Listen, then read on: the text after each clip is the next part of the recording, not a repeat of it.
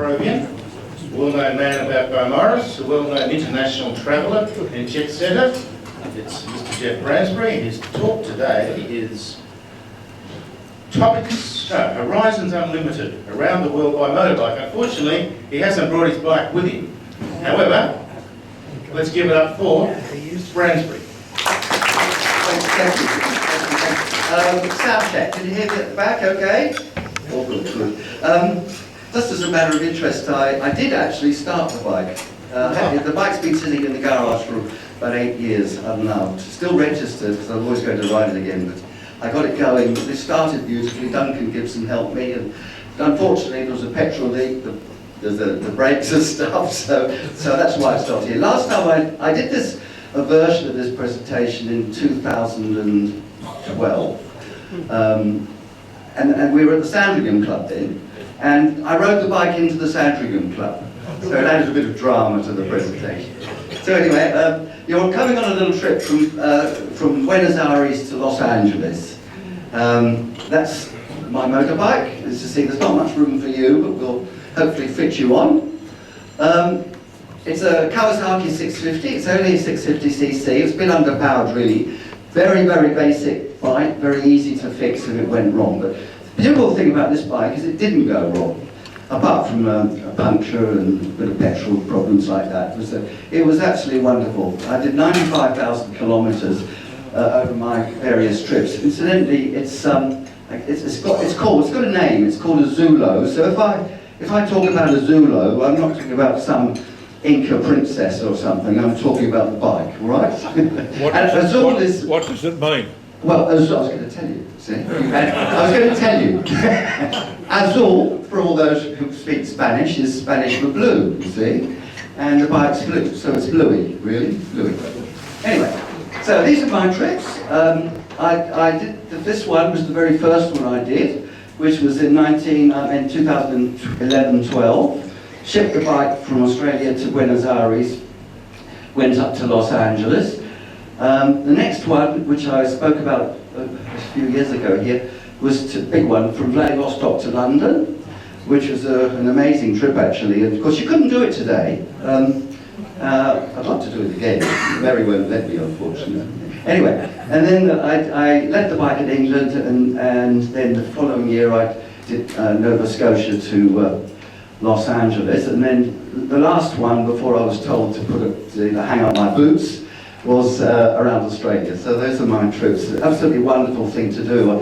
I did it when I was just after I finished working. I did it when I was 67, 68.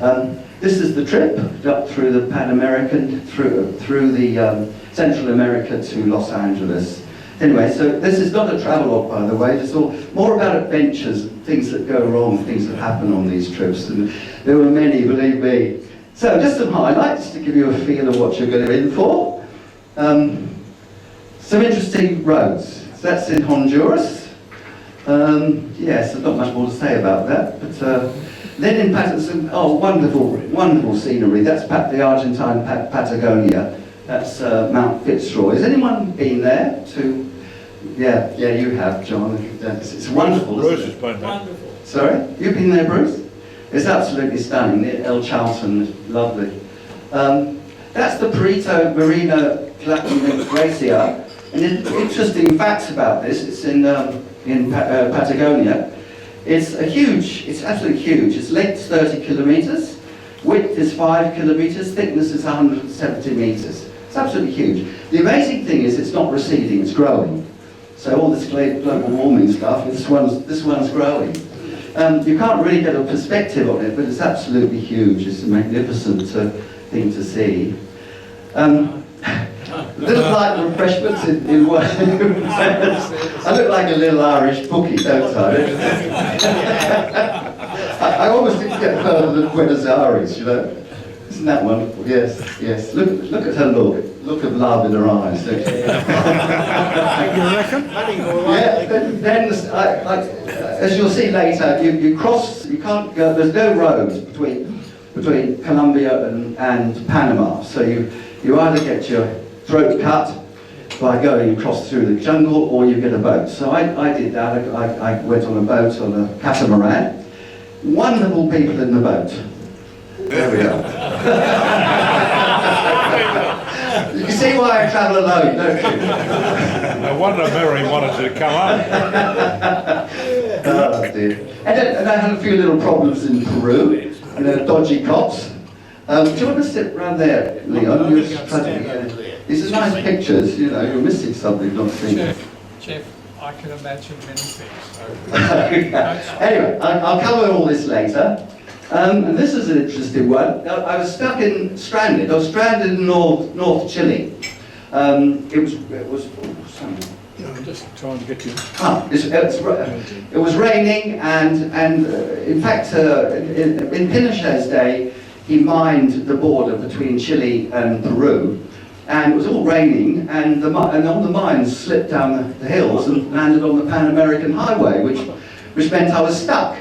So I was staying in a hostel, and this bike here, it was this guy staying in the hostel. That's his girlfriend. That's a beautiful old BMW. Now. This is a German guy that owned this wonderful bike, and he had a name for it. He called it Mr. Churchill. Well, I said to him, Mr. Churchill, that's a strange name for a German bike called Mr. He said because it smokes, it drinks, and it never gives up.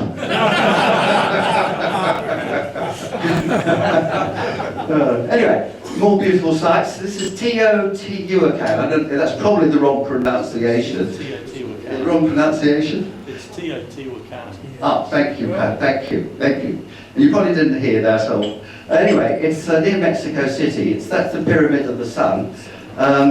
Really, really interesting. Its height, 71 meters. It's the third largest pyramid in the world.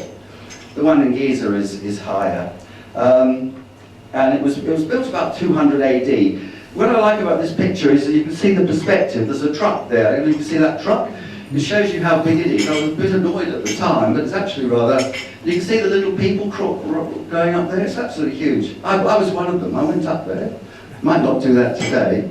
But anyway, it was abandoned. This Teotihuacan was abandoned in about 800 AD, and they don't know why. But it's a wonderful thing to see. Then, when I got to America, I was really looking forward to getting to America so I could speak English again. It was sort of a version of English. Would you believe I was locked up in a cage? Unbelievable story, this. I'll cover that later, but it was quite scary, actually. Now, how it all started, that's Lucy. Some of you know Lucy, that's my daughter. She's a bit older now. She was, I just retired, and didn't know what to do with myself. Mary was getting annoyed at me, you know, go out and do something, Geoff. And Lucy was in South America, and I was speaking to her on Skype, and she had met this South African guy that was riding a motorbike from New York to Patagonia, and I said, "Oh, Lucy, that sounds fun." And she said, "Well, Dad, get off your backside and do it." As you know, Lucy would realise that. But anyway, so I thought about it, and I used to ride a motorbike when I was about 20. So I thought, no, I think I might do that. So I went out and bought a motorbike that day. It's a true story. I got home and I said to Mary, I just bought a motorbike. She says, what? I said, yes, you don't mind, do you? I'm going to travel around the world. She says, what?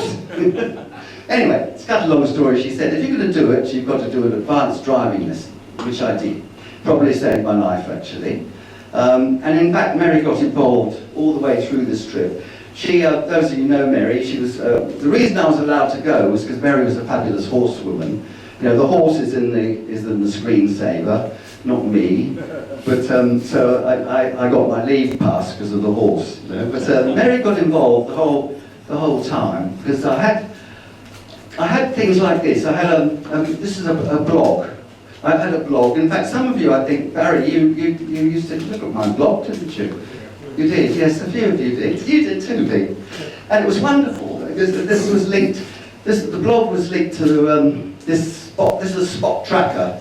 It's a safety device. It's like an EPIRB, but basically you pay a subscription. It was about $150 then, and theoretically, if you fell off a cliff, you know, worldwide, a helicopter comes and picks you up and evacuates you. So, but I didn't actually put it to the test. But there's a signal, you see, and some clever person linked the signal to my blog, and so Mary could look up where I was at any time. She could sort of get up in the middle of the night and look at where I was, and in the morning she could see I'd moved. So it was wonderful. So she got involved in the blog. For me, it was wonderful to have the blog because people sent me messages. Is she still using it? No, but it's very lonely, these trips when you're on your own, and it was lovely having people all around the world. Amazing how many followers I had, and this was 2012. So it's a long time ago. So off we go. That's Renison Street by Morris, and that's a Zulo going off in its BMW box, which I got from BMW. And off it went to Buenos Aires, and there's Buenos Aires. Anyone been to Buenos Aires? Yeah, if you had same hand. Well, I think it's a wonderful city, isn't it?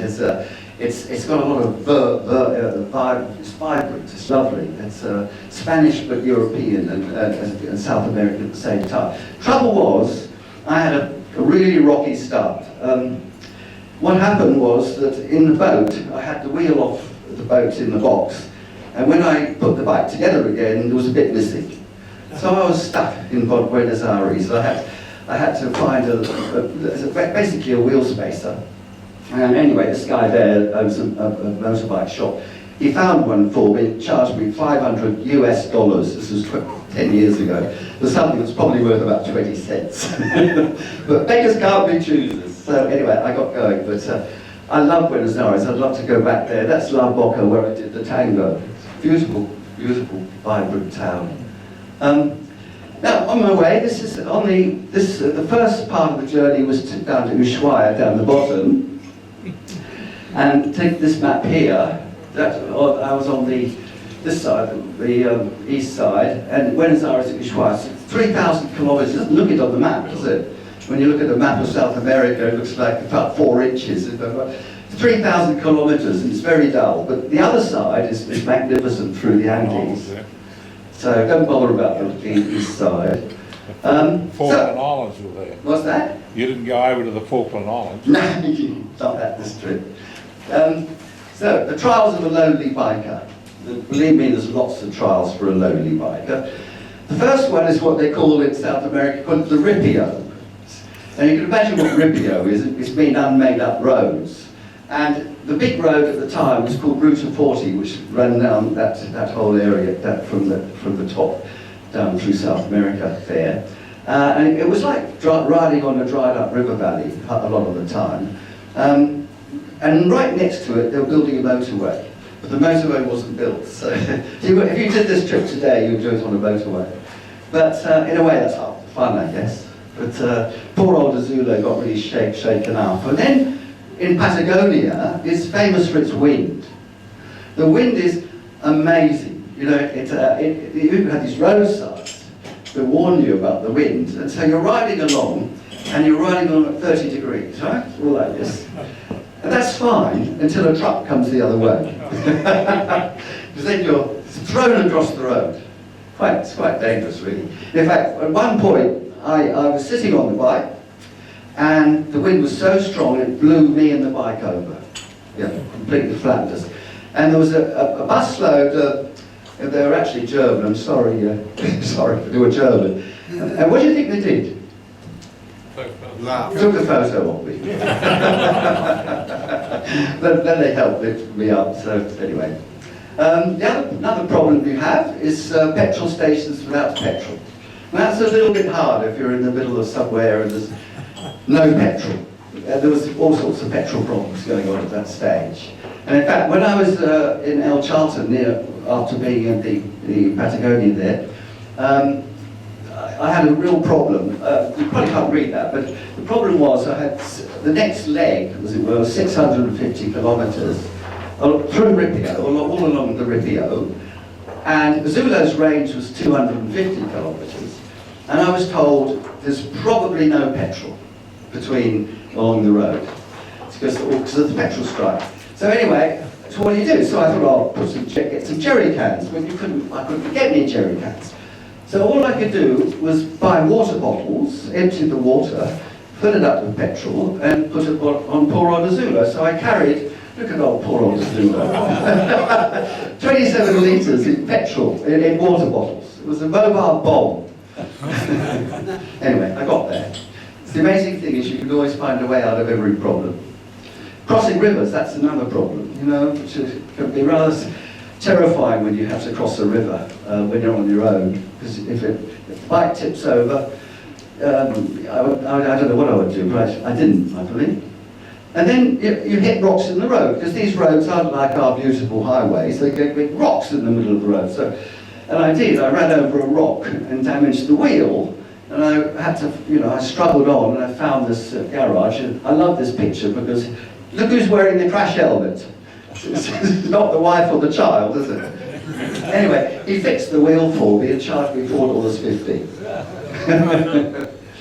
So, and then my dodgy police in Peru. Now, in Peru, the Pan American, there's a long stretch, which I've never heard about this, where you get these dodgy cops.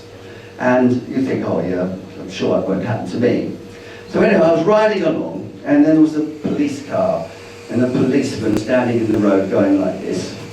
So I pulled over like a good man, and he pulled out his fine chart. He said I was speeding.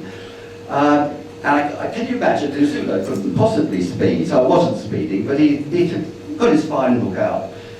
You know, he wanted to charge, I forgot what the amount was, but it was a horrendous amount of money he wanted to charge me, and I just sat there not knowing what to do. And then he got his pencil out and crossed out the amount and halved it. So I still stood there, but I halved it again, and it went right down to about $20, you see.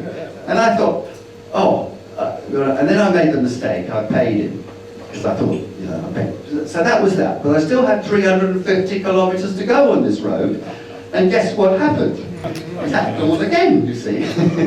So, but before the second time, I'd met these other guys on motorbikes, and I told them what happened, and they said, oh, you stupid idiot. You said, what you do is you just drive on, don't take any notice of them, drive on, wave at them. So I said, what? How can you wave at a policeman that's trying to, just do it. So anyway, the next one came along, and I saw this policeman there. He was standing by the side of the road going like this. And I didn't have the courage to wave at him. But I did. I rode on, and I put my head down, pretended I didn't see him. And then for the next 10 kilometres, I was looking in my side mirror, you know, expecting to see this furious police car. Nothing. So I thought, oh, so they were right. And it happened a third time, on the same highway. And at that time I did wave. I got brave and I waved at him. And that was fine until I got to Guatemala. And you know, what you might do in Peru, you don't do in Guatemala. Because exactly the same thing happened to me in Guatemala. So I waved at the policeman, I was like, I don't know how to do this. And then, this is true, then suddenly, out of the jungle, came all these soldiers with guns. And they stood in the, honest to God, they stood in the road like this with their guns. So I stopped. I went back, and it was a perfectly genuine policeman. He wanted to check my license and my papers. So there, you know, the lessons you learn. The other problem is, you know, I went up to, in Bolivia, up to 4,500 meters, which is pretty high, and Zulu was fine, no problems. It was me that suffered. But anyway, we made it. And then border crossings, absolutely chaotic. I mean, you would fly into Los Angeles, not a problem. Try Central America, you know, you go through window to window to window, there's chaos, there's people everywhere, you've got no idea what to do. So what you have to do is hire one of these people, these blokes. There's all these kids who want to get a bit of money, so you pay them $2 or $5, whatever it is, and they navigate you through the system. Worth their weight in gold, but they're cheerful as well, you know, so the things you learn. And this one. Terrifying experience, really, and I was crossing from Nogales, one of those dreadful borders, you know, the drug borders, from Nogales to Tucson. And I was told to arrive early, so I did. I arrived about 6 o'clock to the border crossing, and you wait for the traffic light to turn green, so I went through. And there in front of me was about 6 of these security guards all with guns, and they have all big badges. They all have big badges, Americans, don't they? And they shouted at me, "Who are you? Get off your bike. Have you got drugs? Have you got guns?" I said, "Well, steady on, steady. Of course I haven't got any. Get off the bike." So I got off the bike. I said, "Get in there." This is honest to God true. And they locked me in a cage. Now, it was like, remember the old zoos? When they saw the tigers going down. Remember that? Those zoos when we were kids? Well, just like that. I was stuck in a cage. And I thought, I'm in America. But anyway, I imagine what was happening was they were searching the bike, and you could imagine all the dreadful crooks and gunmen and drug lords that come through that border. So I suppose you can understand it a bit, but it was very disconcerting to me. But anyway, I lived through it, but it did give me a bit of a shake, I tell you. So, the other question I get asked all the time is how dangerous it is. And I can't say it's not dangerous, but I mean, it's like everything in life. If you're sensible, which I'm often accused of not being sensible, but if I was sensible, you don't ride where you shouldn't ride. You leave distance and you do all the sensible things. But there's a lot of theft, and so it was strange at first. I was staying in hostels. They're really cheap, but sometimes very nice. They weren't like backpackers places. They were tourist hostels, really, mostly young people. But everywhere, there's one of them, the reception, so you can see it's quite nice. Everywhere made me bring the bike inside. Yeah. And at first I thought it was a bit odd, but after a while it was quite normal, you know, to just bring the bike inside, because they didn't want a problem.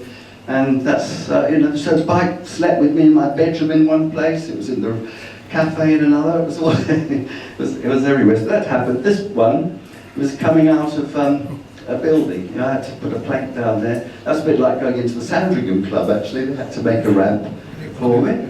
So I was a bit thinner then, wasn't I?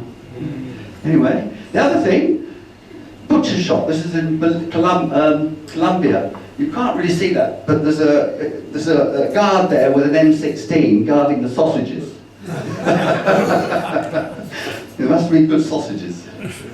And in this is in Honduras, a town there, and there was all these guys with machetes walking along the street, hundreds of them. I mean, they're actually just farm workers, you know, they're cutting down bamboo. But I tell you what, seeing 200 blokes in the street drinking with machetes in their hands is pretty disconcerting. So I stayed in that night. I decided I wouldn't go out. So that's how you avoid it. And then, we all heard of Pablo Escobar. I visited his house. Now, Pablo Escobar, fascinating character actually. I mean, he started his criminal career by stealing tombstones, sandblasting their inscriptions and reselling them. And from there he became one of the richest men in the world. And at one point he supplied 80% of the USA's cocaine. Apart from that, he killed 4,000 people, 200 judges and 1,000 police. It was worth about $25 billion in 1980. He was elected to Congress, would you believe? And they tried to extradite him, but so he did a deal with the Colombian government, and so he paid off all the national debt. And so they got the rules changed, so it was their extra. He was gunned down by the CIA eventually, but he was like Robin Hood, because they still love him there, because he gave so much money to the poor. So he's just like Robin Hood, the Spanish Colombian Robin Hood. Now this is his house, Hacienda Nápoles, and he was arrogant enough to put his first drug plane on his gate. So I said to Mary, my wife, I said to Mary, why don't we put a Zulo on our front gate? Guess how that goes down. Oh dear. And that's his bull ring, his private bull ring. Quite a man. So, some highlights. Then we get a bit of a travel on here. Those who've been to South America, worth going to these, the Chile Lakes, come through here. Chile Lakes, which are absolutely beautiful. Chile's Carretera Austral, which is an amazing road. You wouldn't want to go on that one. and of course Patagonia. I'm going to quickly cover that. This is the Chile side of Patagonia. The first picture I showed you about Fitzroy was the Argentinian side. It's cheaper to go to Argentina, by the way, than Chile, at least it was. But this beautiful hiking area, beautiful. And this is the National Park, Los Arios, or what it's called. It's like the poor man's version of Antarctica, I suppose, but it's beautiful. And the road, this Carretera Austral, it's 1,200 kilometers, amazing road. It goes, Pinochet built it, it opened up South America, up Chile, and it goes for 1,200 kilometers. It's very, very remote, and it's very, very rugged. It's a motorcycle, it's wonderful for a boat and for tourists. Probably not for everybody, but I had a strange experience there. I met Zorro. I met Zorro on the bridge. That's not my picture. It was sunny. It was pouring with rain when I was there. And that's not my picture either, because this little incident, I never took pictures. It was a bridge like this, in the middle of nowhere, hundreds of kilometers south of in Chile. And I came across this bridge. And I came down the mountains in the rain, got to this bridge. And then on the bridge, there wasn't a motorcycle on the bridge. There was a man with a horse sitting in the middle of the bridge, blocking the bridge on his horse. And he was resplendent. He had the hat, he had the cape, he had the boots. Pouring with rain in the middle of a bridge. And what was more scary was that he had his hands to his ears. Now, there was no mobile coverage here, so I thought, why has he got his hands to his ear? So I just sat there, and he sat there, and this was like the gunfight of OK Corral, you know. But it was really terrible. I thought I was going to get mugged, because I thought I'm in trouble. But then he just moved his horse like that, and waved me through. So I just think I had a lucky break. And he'd been on their walkie-talkie and said to his boys up in the mountains, oh, we'll let this one go. So it was either that or he was having trouble with his horse. So, Chile Lakes. Now these are, back to Mary a second. Mary always meets me on these trips. I don't just disappear. That's how I've kept married. You know, she meets me and we have a little holiday. So she came along, met me in Santiago, and we then went on these Chile Lakes together. And the Chile Lakes, there's a series of lakes between Chile and Argentina. They go across the Andes and end up at Bariloche, which is the ski resort in Argentina. And it's the most wonderful, wonderful drive. Well, it's a drive when you go on different boats. You go on boats, and you go on buses, and you go on boats. And it's an absolutely wonderful trip, because it's so beautiful. And it's something that lots of people don't do. Everyone goes to Machu Picchu and Lake Titicaca. But this is wonderful, because all these volcanoes, and all the lakes are different. They're different geology. Somebody would probably understand that, not me. But it's so beautiful. So these pictures don't do it justice. But we really love that part. The next part that I love too was the Atacama Desert. Very remote, very dry. Do you remember your school days about being told that the Atacama Desert was the driest desert in the world? Remember that? You're nodding, Jeffrey, aren't you? Good to see that. Well, guess what? It was raining. So, this is San Pedro de Atacama, which is a beautiful little Spanish town in the Atacama Desert, but it was pouring with rain. So what I did was, I was staying in a hostel, there was all these young people, and they were going to go on a four-wheel drive across the Bolivian Altiplano into the Salar de Uyuni, which is the big salt flats. So I said, oh, I might join you. So I did. So I joined all these young kids, you know, they were about 20, 25, two Land Rovers, and went across the Bolivian Altiplano, which is just gorgeous. It's high, remote, there's nothing there, except it's so beautiful. This trip was 3 days, and it was even cheap then. I think can't remember the cost. It was literally only $200 or $300, extraordinarily cheap. But these pictures don't probably come to justice here. But you can see how beautiful it is. There's flamingos, lovely. This is very high. And there's geysers, and we get above the snow line. And it's amazing who you meet there.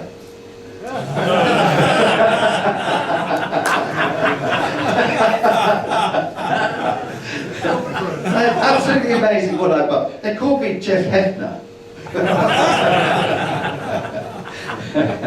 Oh dear. And this is the Sailor de Uyuni. It's the salt flats, and it's the most extraordinary place because it's huge, but there's almost no horizon, and so it's a very strange place. It's huge. It's got Bolivia has 22% of the world's lithium, and most of that's in the Sailor de Uyuni. And just up the road from there's another interesting. It's the train cemetery. And the train cemetery is literally a train cemetery. There's over 100 trains that have been just dumped in the desert because they tried to set up. The British engineers Bolivia and Chile and were trying to set up a rail network. Anyway, it all failed, and so they didn't know what to do with the trains. So they dumped them in this train graveyard. So anyone's interested in trains.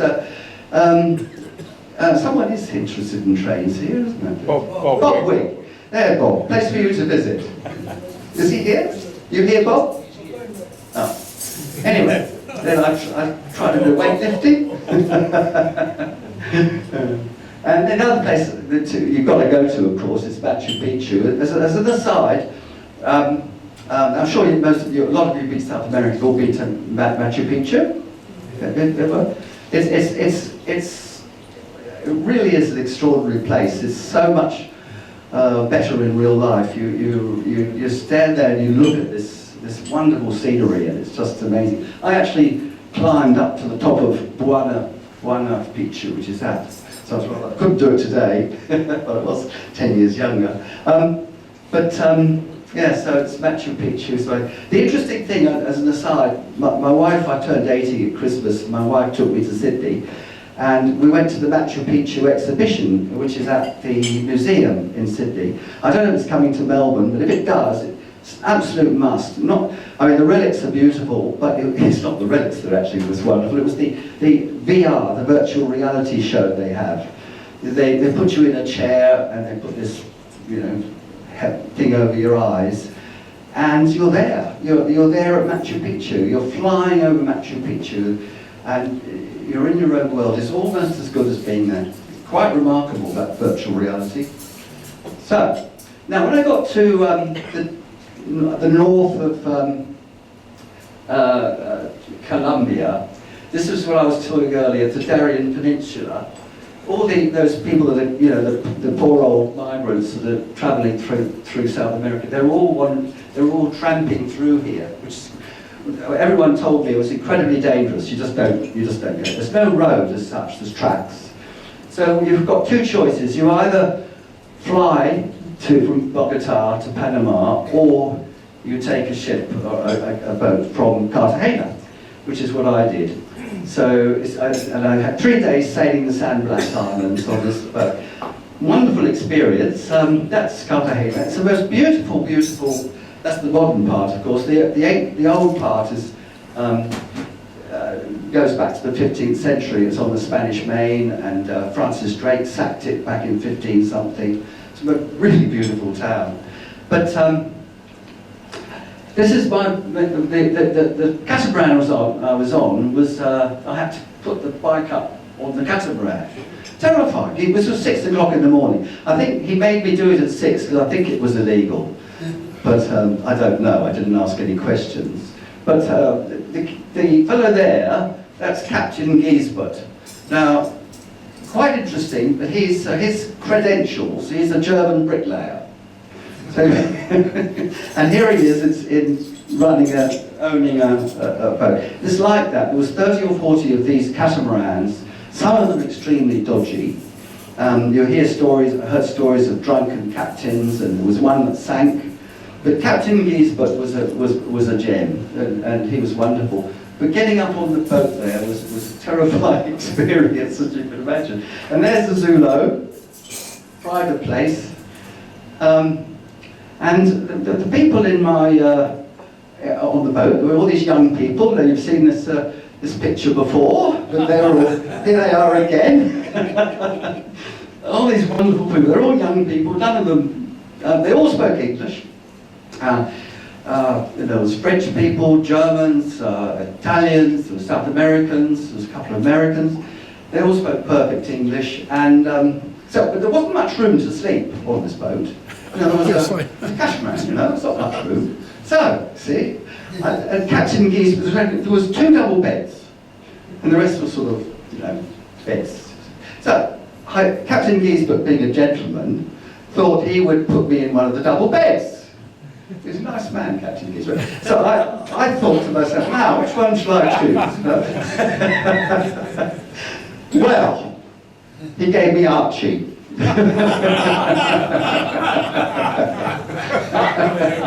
Archie was talk about a pompous pom, you know. Archie was RAF, you know, RAF, and he lived somewhere in Turkey, I think, actually.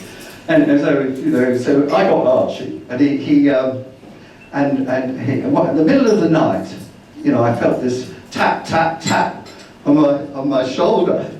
And I thought, oh. You were worried. I know, I wasn't worried. And I said, yes, yes. He said, would you please turn over and stop snoring? Oh, dear, dear, dear. But actually, the way the young people treat you, you know, I was just one of the gang, you know, they didn't see me as some old fart, you know, they were just wonderful to deal with, all the young people. Getting off the boat was an experience, because there's poor old Zulu in a tinning, getting off the boat. Now, you can imagine when I was petrified. Luckily, there was all these strong young men that were there to lift a Zulu onto the tinning. But luckily, we got there, and then saying goodbye to my lady friends. This one here, that one there, was a Dutch girl called Jewel. And you know how when you go on trips, everyone gives you their email addresses, you will swap emails, you know? And then you sort of throw them away, don't you, sort of thing. But this time, for whatever reason, I didn't. And a few years after this, Mary and I were going to Holland. So I thought, oh, I'll see if Jules around. Remember, I just spent a couple of days with Jules on this boat, but that's all. And so I sent an email, hi Jules, I'm coming to Amsterdam. She didn't live in Amsterdam, she lived in Leiden. And she said, oh yes, and anyway, it's so sweet. She came all the way to Amsterdam, she gave Mary a present, spent the day with us showing us around. And that was just some old bloke like me that she'd met. And I'm sure I wouldn't have done that at 22, you know. But, so they're wonderful. We grumble about them when they rob our houses, don't they? But there's some wonderful young people out there. So, what's the time? I'll wrap this up quite soon. I'll go through a couple of quick slides because I'm nearly there. And South America is absolutely stunning. It's so varied.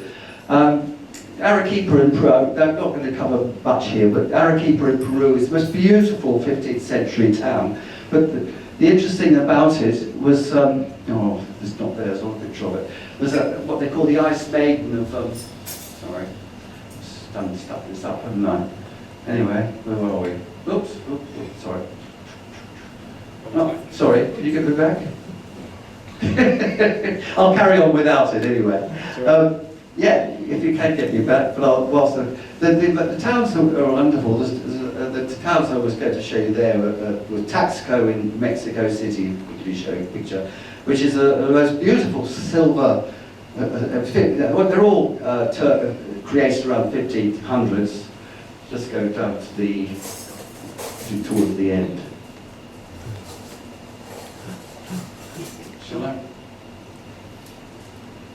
Shall I do? I'll do it. Now, what do you want up where in that? 90 or something, or where?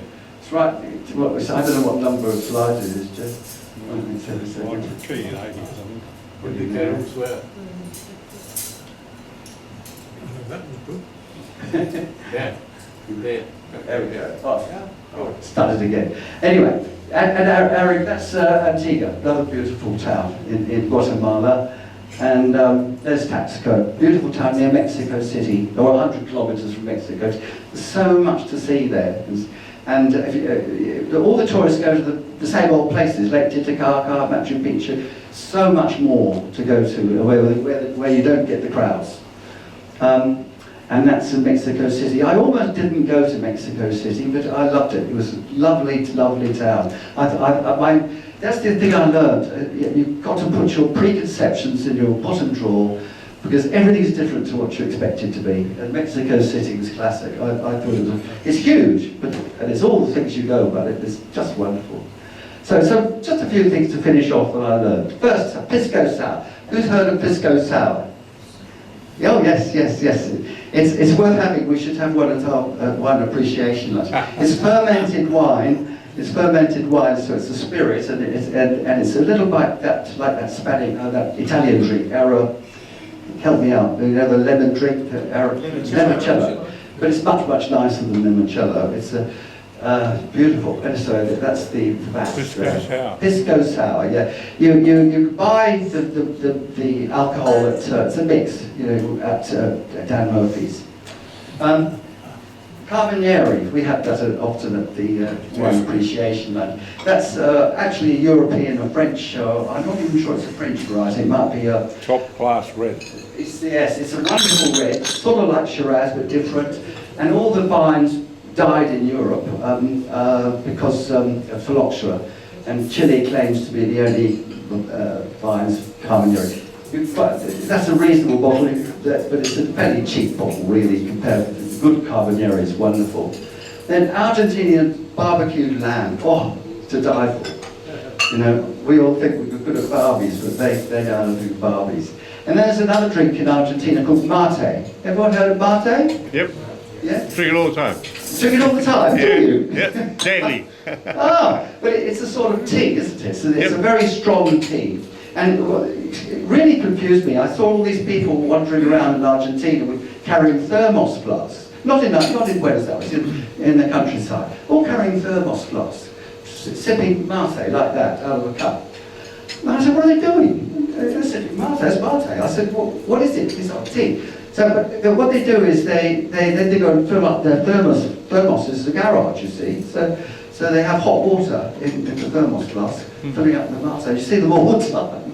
I tried it at the customs. The man behind the customs gave me some mate. Because I hadn't ever tasted it. I said, you're drinking mate. What's it like? He said, would you like to try it? This is the customs bloke, behind the window.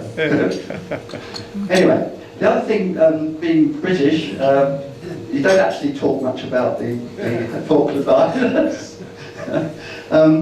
It's a touchy subject. That's actually their it's a graveyard down in where the planes flew from, sunk those 3 British ships. And I tell you what, it's an absolute disgrace. The graveyards there are not like our Commonwealth graves, which are so beautifully maintained. These are dirty, there's weeds growing in them, the flag's not been changed. There's no respect, so it's really, really sad. I feel so sorry for those poor boys, who got killed and they're not respected. So anyway, to finish off, all these trips, all my trips, there's one thing that make them absolutely fantastic, and that's the people you meet. And at the beginning, remember I told you I had a bit of a problem with the Zulu? Well, this was the warehouse. These were the boys that worked. They didn't do any work at all. They just stand around gossiping, and they were a perfect bloody nuisance, absolute bloody nuisance. But they put the bike together for me, and they had a lot of fun doing it. So I didn't, but they did. And then the other thing, everywhere you stop, there's not necessarily anybody around, but you stop, and suddenly you're surrounded. I feel like Tom Cruise, So. But it's wonderful. They're also naive in a way. They're enthusiastic. They say, "Where do you come from?" You say, "Australia." "Oh, Australia, kangaroo." You join in the fun. It's fun for the first time, but after 4,000 times, they're my friends on the Sailor Uni. The ones on the on the 4-wheel drive. That girl there, American girl. I met her later in Las Vegas, and I took her to see Elton John. So it's amazing how these little links. And this one is a fellow called Diego. This is the last slide, but Diego met me when I went to I was very nervous when I first arrived in South America, so I stayed in the hotel the first night. And this guy was a travel agent. He picked me up, young bloke, and he said to me, he was interested in the trip I was doing, and he said, "How are you going to get your bike out of customs?" I thought, "Not a problem. I'll just go down to the port and hand over the money, get my papers, and off I go." He says, "Well, do you speak Spanish?" I said, "Well, no." He said, "Well, you might have a bit of trouble." I said, No. He said, "I'll help you." So I thought, oh yes. Anyway, he did. He helped me. He was absolutely right. It took 3 days to get the bike out of customs. I could never have done it without him. And that's us getting the papers. It was dreadful talk. Never grumble about our civil servants, our public servants. You arrive there, you get to this huge queue, you get to the front, and then they go to lunch. But they go to lunch, and they don't get back till 3 o'clock. Then they knock off at 4:30. So And anyway, we've got the papers. So, and I said to Diego, "Thank you so much." I didn't know what to pay him. So I thought, well, it would have cost me $500 if I got a shipping agent. So I offered him $350. And he said, no, I'm not going to take that. I said, I offered to help. And I thought, isn't that unbelievable? A young man like that, it was a lot of money, and he wouldn't take the money. So I took him out to dinner later with Mary King. So then I got home, and there was Mary waiting for me, I'm pleased to say. That she won't let me go on any more motorbike trips, which is really sad. Although I managed to sweet talk her, because my son-in-law and my son-in-law's dead keen.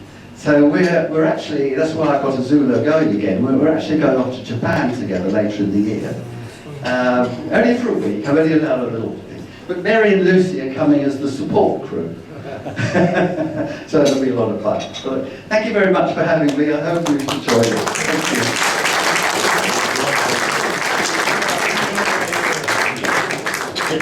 That was fantastic. I'm so amazed that you did all that in those fantastic distances, the problems you covered and all the rest of it. I think we've got some time for questions, so I'm sure there's a few of them around. There's one at the back already. Where you go? So hear that? How's my health? Actually, it was amazing. I didn't have any problems. But the funny thing is, whenever I travel with Mary, I get sick. I got typhoid in India. I got vertigo in Japan. But this trip, I drank the water. I never took any notice of anything, and I was fine. Must have been the Pisco Sour. Must have been the Pisco Sour. Anyone else? There must be some more. At the back there, Jeffrey. Graham. Geoff, as Australians, as it were, if we want to go overseas, we've got to go across oceans one way or another. Did you find any mum, dad and the kids on a far-fetched road trip like we might make in Australia? No, I didn't at all. I mean, you may do now, but I didn't then. I met very few. The travellers I met were mainly young people travelling around. There was a couple of motorcyclists that I met, like that German guy. But I didn't see any families in cars or anything like that travelling around. But I imagine it's different today. This was 12 years ago. And now that, say, Ripia, that Route 40 is a motorway. It's all very different now, probably. But no, I didn't. Did you take a lot of cash with you, seeing that you paid all these people off? I did. I've forgotten how much I took, to be quite honest. But I took money with me enough and changed it. I didn't use credit cards in those days, I don't think. I used credit cards on the next trip, but not this one. So yes, I did actually get swindled I got done in Cartagena actually. He was so clever. I don't know how he did it. I tried to change $100. I ended up with $5, you know. And I just had to laugh because it was so well done. They saw you coming. Ian, I can see you with your hand up. Jeff, did you pre-book your accommodation? No, I didn't do any of that. I had, even though it was 12 years ago, I had a computer with me and internet was everywhere. Wi-Fi was superb everywhere. All the hostels had free Wi-Fi. And so what I tended to do was guess where I was going to be the next night, look up hostels.com and book a hostel a day ahead. And other times I just rolled up to places. So, but it was, again, it's probably less crowded then than it is now, I don't know. But as I say, I wasn't going to the really popular tourist places mainly. Any further questions? If that's the case, I'll call upon another well-seasoned traveller to thank you. Bob Wick.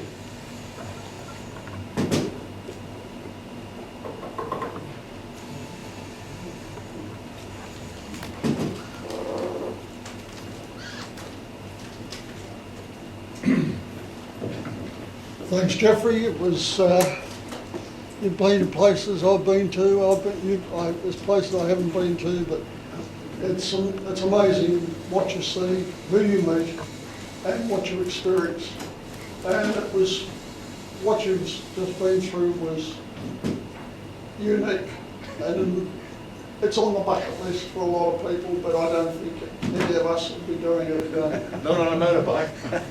Thank you very much for your very detailed Thank you. speech. And I want to know